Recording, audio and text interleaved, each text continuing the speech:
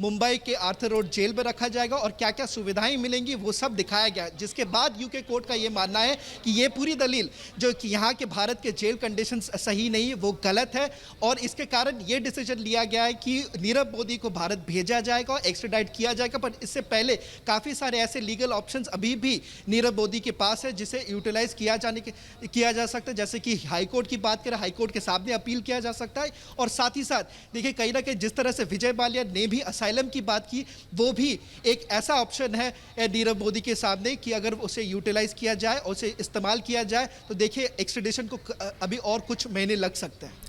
जी जी श्रवण, बिल्कुल ये भी कहा गया है कि ये पूरी तरीके से स्पष्ट, जो जज है उन्होंने कहा है कि भारत में कई सवालों के जवाब नीरव मोदी को देने हैं, ये भी कहा है। देखिए अगर कोर्ट की बात करें, कोर्ट ने साफ तरीके से कह दिया कि किस तरह से नीरव मोदी ने धमकाने की कोशिश की, वो भी विटनेसेस जो हैं इस पूरे मामले में उसे धमकाने की कोशिश की गई है और साथ ही साथ किस तरह से बैंक ऑफिशियल्स के साथ मिलकर उन्होंने बैंक को लूटने की कोशिश की। करीबन 13,000 करोड़ की ये पूरा घपला है और इस पूरे घपले में कहीं ना कहीं नीरव मोदी और उनके परिवार वाले जुड़े हुए थे, जिसके कारण यूके को कोर्ट ने साफ तरीके से कह दिया है कि जो उनका डिफेंस है उसे खारिज किया गया है और साथ ही साथ ये मानते हैं कि कहीं ना कहीं ये पूरे मामले को यहां पर भारत में ट्रायल की होनी जरूर आवश्यकता है।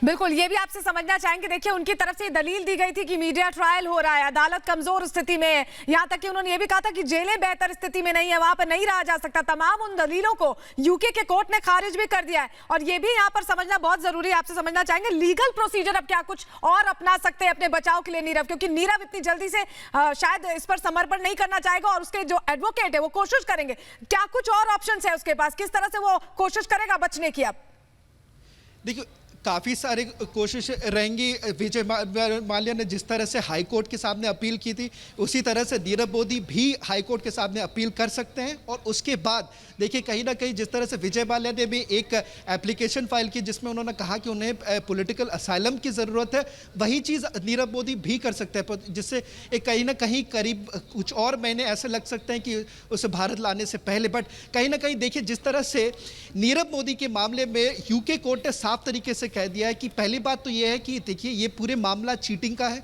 और दूसरा क्रिमिनल कंस्पिरेसी का है कि किस तरह से नीरव मोदी और नीरव मोदी के साथ मेहुल चोकसी दोनों मिलकर बैंक को उन्होंने लूटा है और करीबन 13,000 का घपला किया गया है और किस तरह से एलओयू जिस तरह से लेटर्स बनाए गए थे पंजाब नेशनल बैंक के साथ मिलकर, उससे कहीं ना कहीं बैंक उनकी यूके कोर्ट्स ये मानती है कि ये पूरी केस को यहाँ पर भारत में सुनना चाहिए और कहीं ना कहीं ये भी मानते हैं कि जो दलील उन्होंने लगाई थी कि किस तरह से जेल के वहाँ पे कंडीशन खराब है, वहाँ के यूके कोर्ट ने ये कहा कि अगर उन्हें भारत भेजा जाए तो भारत के जेल के कंडीशन यूके के जेल कंडीशन से बेहतर है, ये कहीं ना कहीं यूके कोर्ट खुद ही मानती है। तो जिस तरह से इस पूरे मामले में साफ तरीके से कह दिया कि चीटिंग भी हुआ है, क्रिमिनल कंस्पिरेसी भी है और साथ ही साथ कहीं ना कहीं जो जितने भी दलील है सबको खारिज कर दिया गया है।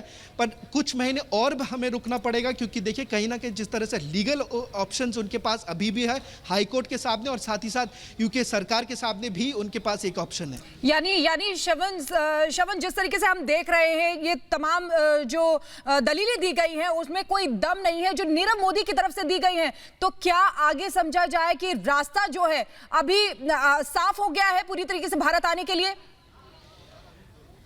देखिए पहला पड़ाव साफ हो चुका है क्योंकि कहीं ना कहीं अगर यूके कोर्ट पहले पड़ाव में ये कह देती कि नहीं उन्हें एक्स्ट्राडाइट नहीं किया जाता था तो बहुत बड़ा धक्का होता सीबीआई और ईडी के लिए। पर ये पहला पड़ाव पार कर चुके हैं और साफ तरीके से ये कहा गया है कि जो केस सीबीआई और ईडी ने नीरव मोदी के खिलाफ बनाया वो कहीं ना कहीं खड़ा रहता है। और दूसरी बात यह है कि किस तरह से अब उनके पास जो ऑप्शन की बात करें तो ये कोर्ट के ऑर्डर के बाद यूके के होम सेक्रेटरी प्रीति पटेल आखिरकार ये डिसीजन लेंगी आने वाले 2 महीनों में कि क्या नीरव मोदी को भारत भेजा जाए कि नहीं।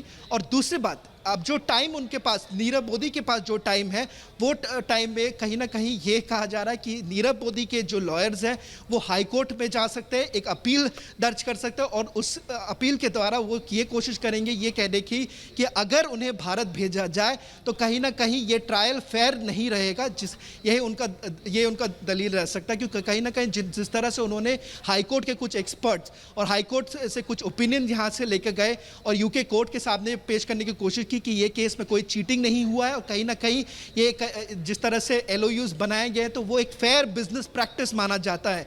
ये उनका दलील रह चुका है। बट जिस तरह से पहला पड़ाव से साफ कर दिया गया है कि यूके कोर्ट ने ये कहा कि इस केस में चीटिंग बनता है और इनके खिलाफ कानूनी कार्रवाई होनी चाहिए।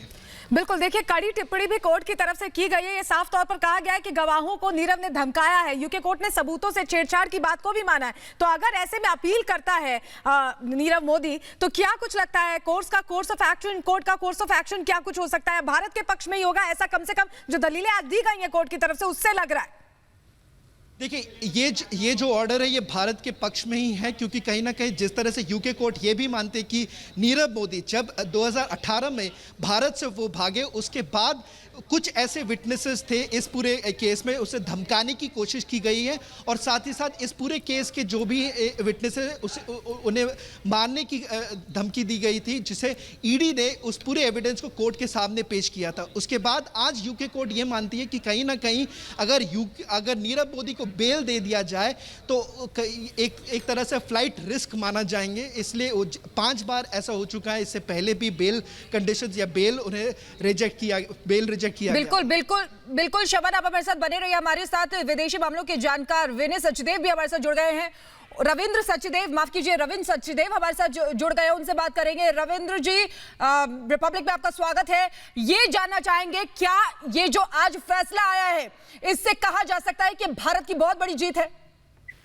और डेफिनेटली ये भारत की, मैं कहूंगा 2 या 3 हिसाब से जीत है। एक तो हमारा केस, भारत का जो केस था अगेंस्ट नीरव मोदी, उसकी। दूसरा हमारी हमारी सरकार की, जिसने इसको परस्यू किया। और तीसरी ये एक और जीत है हमारे जुडिशियल सिस्टम की भी। देखिए, आपको याद होगा विजय माल्या ने भी अपनी दलीलों में कहा था कि हिंदुस्तान की जो जेलें हैं वो ऐसे हालात हैं कि वहां मैं जाऊंगा तो रह नहीं पाऊंगा, ये वो इत्यादि, राइट। उसी तरह की दलील नीरव मोदी ने भी दी थी कि भारतीय जेलों की जो सिचुएशन है वो बहुत खतरनाक है, इत्यादि। तो ये 3 एक फ्रंट को मिला करके डेफिनेटली जीत है भारत के लिए, भारत के जुडिशियल प्रोसेस के लिए और जस्टिस मिलने के लिए। बिल्कुल रविंद्र जी, 2 साल से ये लड़ाई भारत लड़ रहा था और उम्मीद यही थी कि जीत हासिल होगी, और अब जब हमारे पक्ष में फैसला आया है तो उम्मीद करें कि इस तरह से रास्ते खुलेंगे और कहीं ना कहीं नीरव के बाद मेहुल चौकसी पर भी और भी जैसे विजय माल्या सरीखे जो ऐसे कारोबारी हैं जो बाहर जाकर छिप गए हैं, उन पर हम और मजबूती से अपनी पकड़ बना पाएंगे और अपने पैसों को वापस ले आ पाएंगे, भारत को मजबूत कर पाएंगे। हाँ जी, हाँ बिल्कुल। देखिए, 2-3 चीजें हुई हैं। कुछ काफी लंबे समय से पहले ये इस तरह की चीजें होती थी, लोग गायब हो जाते थे, ध्यान नहीं जाता था उन चीजों पे, राइट। कई बार सरकारें भी भूल कर जाती थी, सरकारों के लॉज स्ट्रांग नहीं थे या हमारी इच्छा शक्ति कम होती थी उनको परस्यू करने में, करेक्ट। वो पैसे खिला विला करके अपने मामले को रफा दफा करवा के गायब हो जाते थे लोग। पर अब ये सारे अब ये वक्त बदल रहा है, ओके।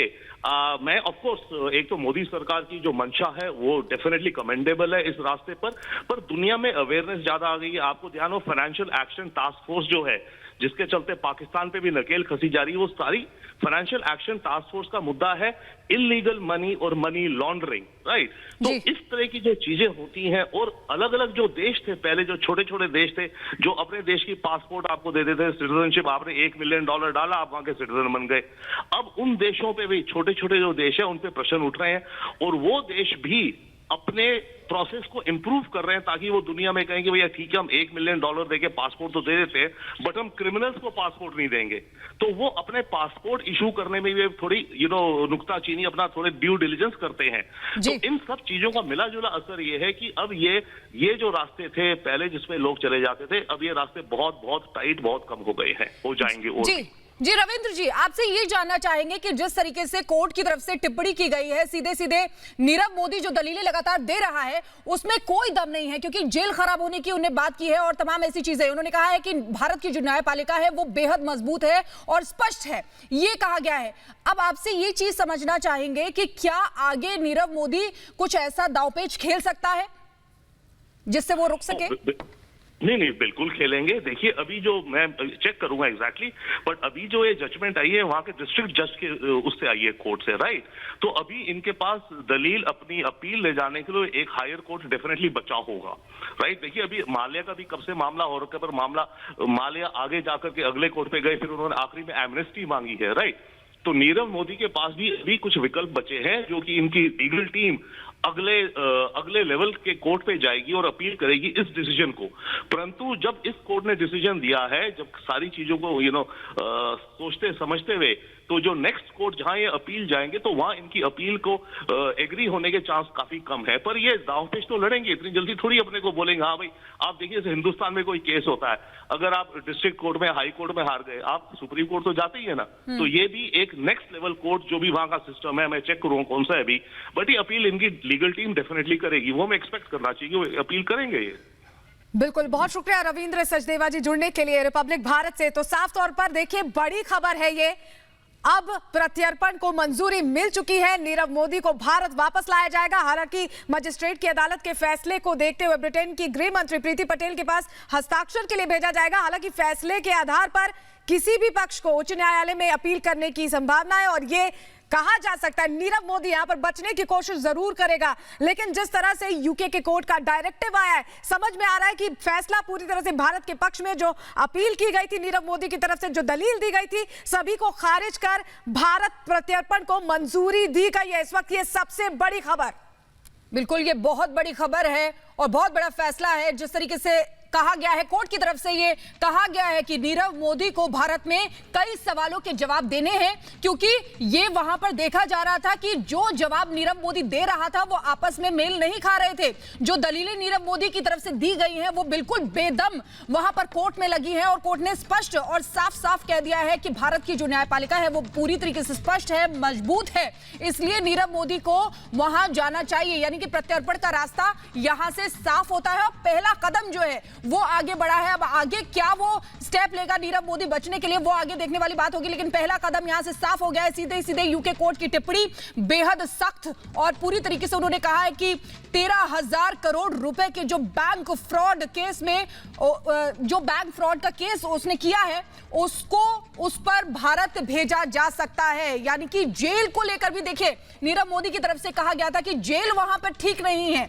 ये भी कोर्ट ने कहा है कि भारत की जो जेल है वो यूके की जेल से बहुत बेहतर है, काफी बेहतर है, इसलिए नीरव मोदी को प्रत्यर्पण किया जाए। तो यह आज बहुत बड़ा फैसला और कह सकते हैं कि भारत और भारत की न्यायपालिका की जीत है।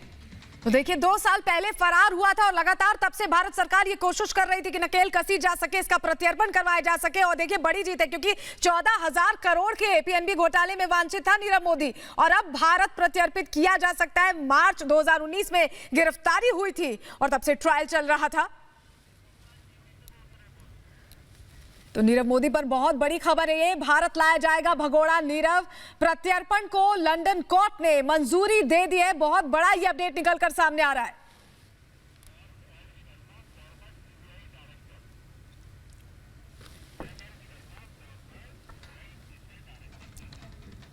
और एमएल शर्मा हमारे साथ जुड़ गए हैं, फॉर्मर सीबीआई डायरेक्टर हैं, हमारे साथ फोन लाइन पर जुड़ गए, उनसे बात करते हैं। सर आपका बहुत बहुत स्वागत है रिपब्लिक में। सर क्या कहेंगे, इसको कैसे देखेंगे?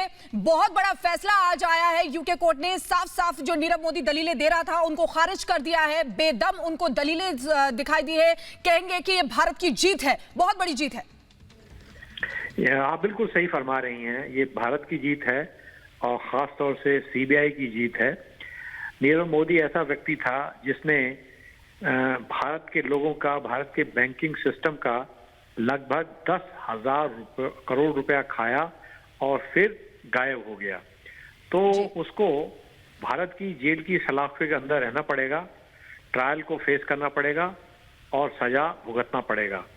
जब एक बार वो भारत में आ जाएगा तो फिर बैंकों का ये प्रयास रहेगा कि जितना पैसा उससे बरामद कर सकते हैं उसकी प्रॉपर्टीज को बेच के या दूसरे तरीके से वो सब करें। लेकिन मैं ये भी यहाँ कहना चाहता हूँ कि अभी सिर्फ ट्रायल कोर्ट का ऑर्डर आया है। नीरव मोदी पैसे वाला आदमी है, वो हाई कोर्ट में भी जाएगा, फिर वहां भी कानूनी लड़ाई लड़नी होगी, उसके बाद फिर गवर्नमेंट को अंतिम फैसला करना होगा। तो अभी इसमें थोड़ा टाइम लगेगा, जैसे बिल्कुल टाइम लगेगा, लेकिन बहुत बड़ी जीत के तौर पर इसे देखा जा सकता है। साफ तौर पर बहुत बड़ी जीत है ये भारत की, क्योंकि देखिए अब प्रत्यर्पण कर नीरव मोदी को भारत लाया जाएगा। भारत सरकार की एक बड़ी जीत के तौर पर इसे देखा जा सकता है। 14,000 करोड़ का ये घोटाला इसने किया था और हमारे साथ हमारे senior executive editor Abhishek Kapoor जुड़ गए। अभिषेक, भारत की बहुत बड़ी जीत है, ये साफ तौर पर समझा जा सकता है कि भारत की जो 2 साल से कोशिशें थी उन पर अब मोहर लग गई है, अब वापस लाया जाएगा।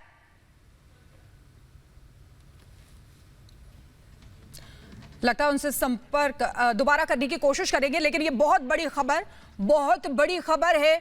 यानी कि सीधे सीधे कह सकते हैं कि नीरव मोदी का खेल अब खत्म हो गया है, लगभग खत्म हो गया है।